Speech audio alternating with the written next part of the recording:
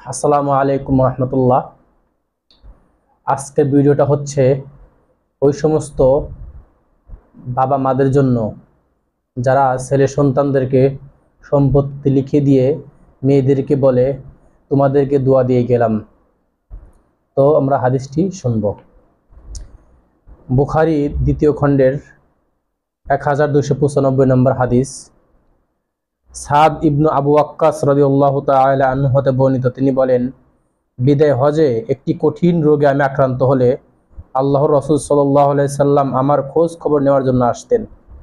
একদা আমি তার কাছে নিবেদন করলাম, আমার রোগ চরমে পৌঁছেছে আর আমি সম্পদশালী, একমাত্র কন্যা ছাড়া কেউ আমার উত্তরাধিকারী নেই। তবে আমি কি আমার সম্পদের 2/3 সদকা করতে পারি? তিনি বললেন, না। আমি আবার নিবেদন করলাম, তাহলে অর্ধেক? তিনি বললেন, না। অতঃপর তিনি বললেন, 1/3, আর 1/3 বিরাট পরিমাণ অথবা অধিক। তোমার ওয়ারিসদের অভাবমুক্ত রেখে যাওয়া, তাদেরকে খালি হাতে পরমুখাপেক্ষী অবস্থায় রেখে যাওয়ার চেয়ে উত্তম।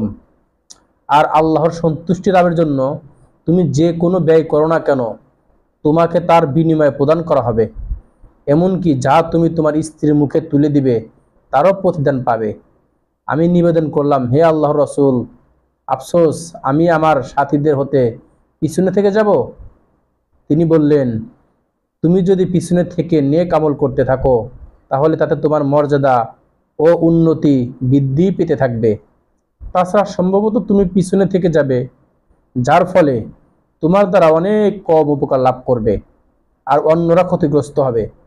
হে আল্লাহ, আমার সাহাবীগণের হিজরত বলবৎ রাখুন, পশ্চাতে ফিরিয়ে দিবেন না। কিন্তু আফসোস সাদ ইবনু খাওলার জন্য। এ বলে আল্লাহ রাসূল সাল্লাল্লাহু আলাইহি ওয়াসাল্লাম তার জন্য শোক প্রকাশ করলেন, যেহেতু মক্কায় তার মৃত্যু হয়েছিল।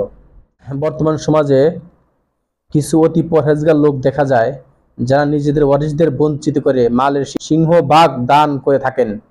কেউ বা মেয়েদেরকে বঞ্চিত করেন, আবার কেউ বা সমাবেশ করে লিখে দিয়ে যান। তাদেরকে এই হাদিস থেকে অবশ্যই শিক্ষা নেওয়া দরকার। তো হাদিসটি মুসলিম শরীফের 1628 নম্বর হাদিস, মুসনাদে আহমদ শরীফের 1546 নম্বর হাদিস, আধুনিক প্রকাশনী থেকে প্রকাশিত বুখারীর 1210 নম্বর হাদিস, ইসলামিক ফাউন্ডেশন থেকে প্রকাশিত বুখারীর 1218 নম্বর হাদিস। আল্লাহ হাফেজ।